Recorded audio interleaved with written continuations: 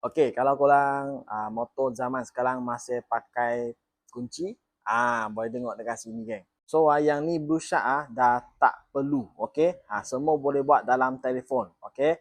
Telefon tekan saja dia boleh start.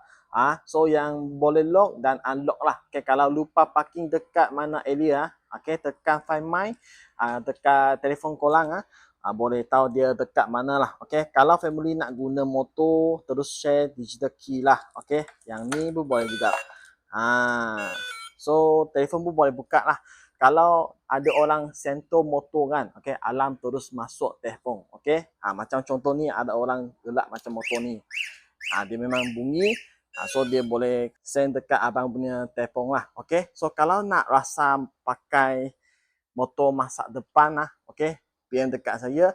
So saya dekat area Subang, so abang dekat area Subang juga boleh PM. So saya boleh bawa pergi, abang benar rumah ke, dekat mana ke, boleh test drive lah. Okay, PM dekat saya geng. See you guys.